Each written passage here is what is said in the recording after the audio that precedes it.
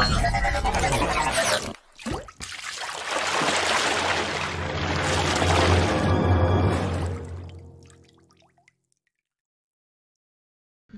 Evening সবাইকে। ফিরে এলাম আজকে আবার মার্কেটের আপডেটস নিয়ে।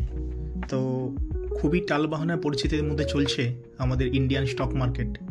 তো আমরা দেখে নেব যে ঠিক কী ঘটনা ঘটছে এই কয়েকদিনের মধ্যে, 3-4 দিনের মধ্যে। আমরা প্রতি সপ্তাহের আপডেট দিই আমরা ইউজুয়ালি। তো এই সপ্তাহের আপডেট এই জন্যই দেবো কারণ আজকে বৃহস্পতিবার এবং মার্কেট অফ হয়েছে, কালকে ছুটি আছে।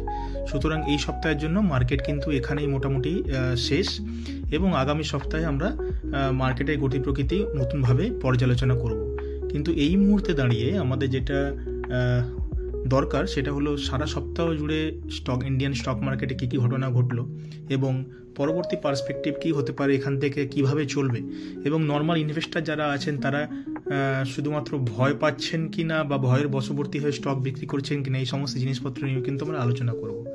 তো আসুন, আমাদের ডিডি ভ্যালু ইনভেস্টিং এবং অল্টারনেট মাইন্ডসের পক্ষ থেকে আপনাদের সবাইকে জানাই আমাদের এই চ্যানেল এবং পেজে স্বাগতম।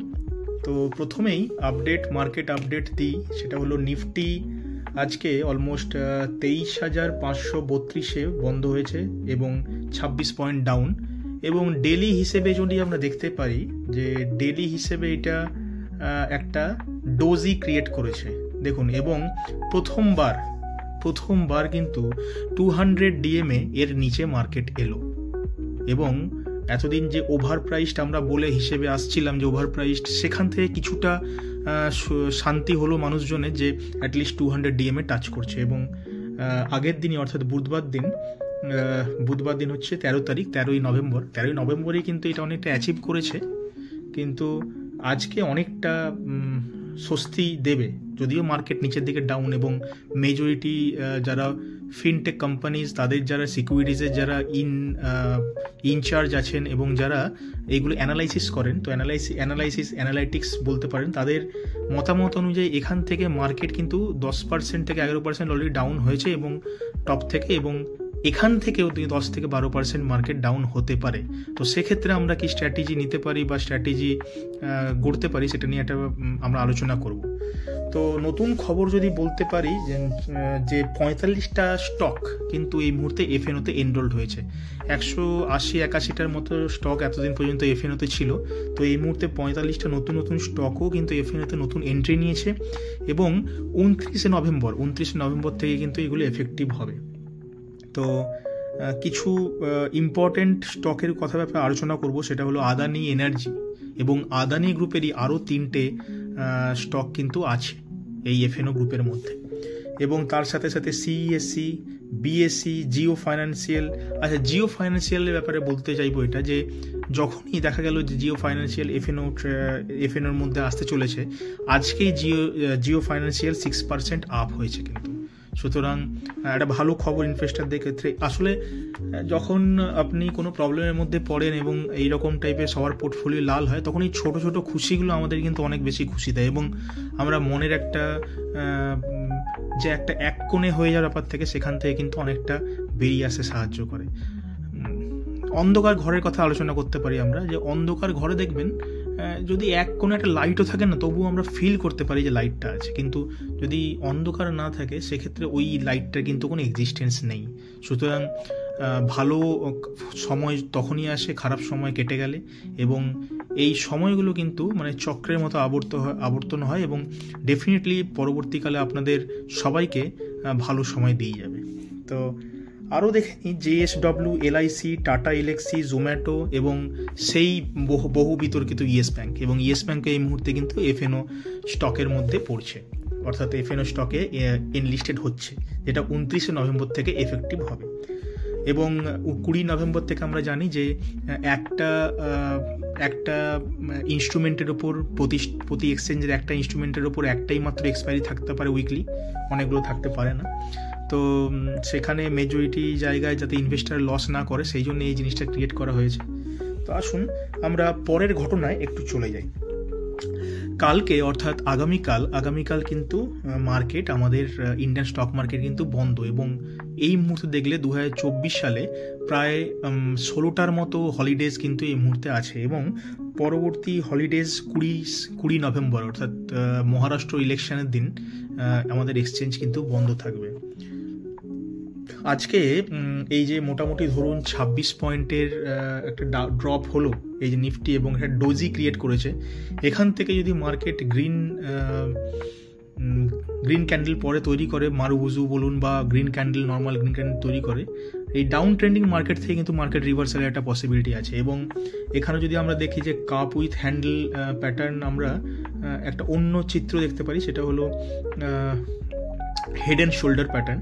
তো এই হেড অ্যান্ড শোল্ডার প্যাটার্নে মোটামুটি 23,300-র কাছাকাছি মার্কেটের একটা এই ডাউন ট্রেন্ড চলতে পারে, এটা আমার ব্যক্তিগত মতামত। তো মার্কেটে প্রায় 6.5 থেকে 7.5 লাখ টাকা, 7.5 লক্ষ কোটি টাকা কিন্তু এই মুহূর্তে বিএসসি মার্কেট ক্যাপিটাল থেকে প্রায় চলে গেছে। অর্থাৎ এই যে আজকের দিনটা বা আগামী দিনটা বুধবার, এই যে দুদিন বা মঙ্গলবার দিন একই পরিস্থিতি হয়েছে। তো মঙ্গলবার দিন ব্যাপারটা হচ্ছে একটা প্রথমে একটা বুলিশ একটা এনগালফিং বানাচ্ছিল, যদিও তারপরে একটা বড় একটা রেড ক্যান্ডেল ক্রিয়েট করে, ডেলি ক্যান্ডেলের কথা আমি বলছি। এবং সেক্ষেত্রে আমরা দেখতে পারি এখানে যে দেখুন, আমরা একটু দেখিয়ে দিই ছবির মাধ্যমে।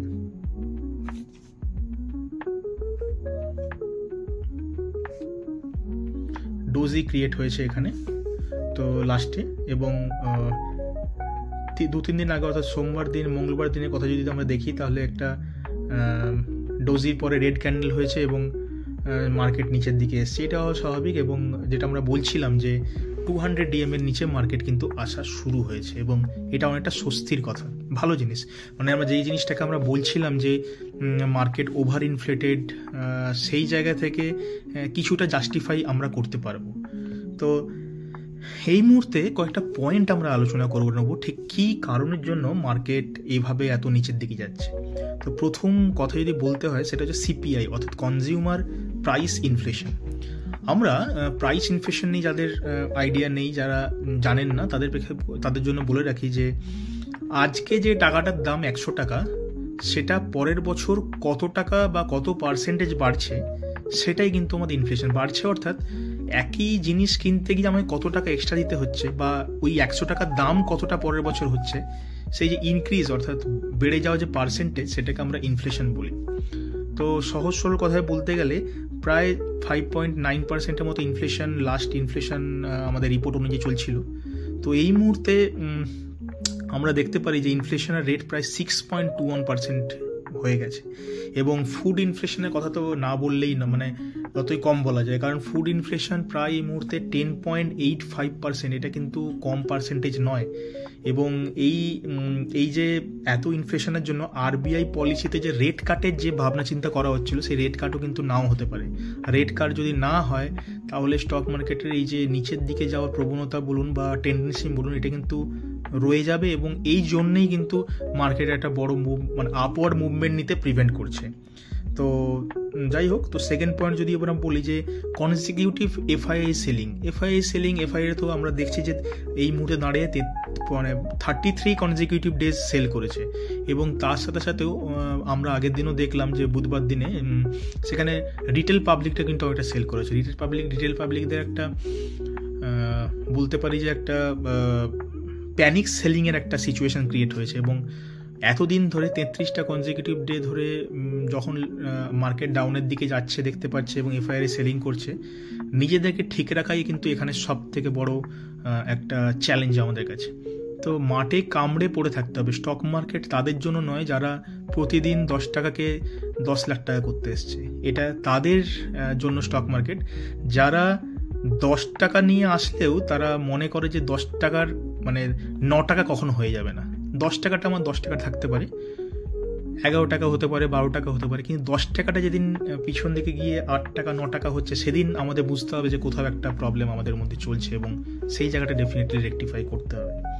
তো 3 নম্বর কথায় বলতে চাইলে যে ইউএস ট্রেজারির বন্ড ইল্ড যেটা আছে, বন্ড ইল্ড বেড়েছে এবং সেই জন্যেই এবং ইউএসের যে ডলারের কারেন্সির যে স্ট্রেংথ সেটাও কিন্তু বেড়েছে এবং ইউএস মার্কেট ইনভেস্টররা ভাবছে যে ইন্টারন্যাশনাল ইনভেস্টররা ভাবছে যে ইউএস মার্কেটটা অ্যাট্রাকটিভ, সেই জন্যই কিন্তু ডাউ জোন্স আমরা দেখতে পারি যে প্রায় এই মুহূর্তে অল টাইম হাই করছে।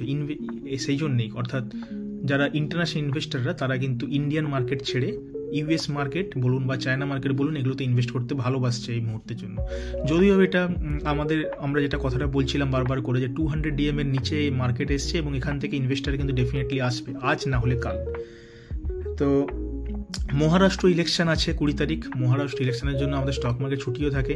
এই আবহে কেউ কিন্তু নতুন করে পয়সা ইনভেস্ট করতে একটু ভয় পাচ্ছেন এবং ইনভেস্টাররা। তো এরপরে আমরা যদি আসি যে এফআইআই ডিআইএ ডেটা, আজকে প্রায় ডিআইআরএস বাই করেছে 2481 কোটি এবং এফআইআই ক্যাপিটাল মার্কেটে সেল করেছে 1849 কোটি, অর্থাৎ সেলিং অ্যামাউন্টটা কম হলেও ডিআইএ কিন্তু কনসিকিউটিভ সেল করে যাচ্ছে। এবং ইন্ডিয়া ভিক্স প্রায় 4.3% ডাউন, যেটা একটু ভালোর দিকে, মার্কেট স্টেবল হওয়ার দিকে, ভোলাটিলিটি কমার দিকে। যদিও সবসময় এটা একদিনের ডেটা আমাদেরকে সঠিক ধারণা দেয় না, তা সত্ত্বেও আজকের হিসেব অনুযায়ী এটাই। তো আরও কিছু স্টকের আমি যেমন একটা স্টকের কথা বলছি, মন্নাপুরম অনেকটা মার্কেটে পড়েছিল এবং সেই সময় MWPL অনেকটা হাই হয়ে গেছিলো বলে স্টকটাকে ব্যান করে দেওয়া হয়েছিল এফএনওতে। তো এই মুহূর্তে সেটা মন্নাপুরম এফএনও থেকে বেরিয়েছে। তো আমার কোনো রকম এগুলো রেকমেন্ডেশন বা অন্য কিছু না, আমি শুধুমাত্র এডুকেশনাল পারপাসের জন্য ভিডিওটি তৈরি করা এবং আপনাদের ইনফরমেশনে যাতে আপনাদের কাছ পর্যন্ত পৌঁছে যেতে পারি সেটাই কিন্তু আমাদের ধারণা এবং ইচ্ছে। তো যাই হোক, ডিডি ভ্যালু ইনভেস্টিংয়ে আপনারা চোখ রাখুন, মার্কেটের প্রতি মুহূর্তের উপর নিচের খবর এবং মার্কেট কোন দিকে যাবে সেই ব্যাপার সম্পর্কে আলোচনা, সমস্ত জিনিসপত্র নিয়ে কিন্তু আমরা থাকবো আপনাদের সাথে। Thank you very much.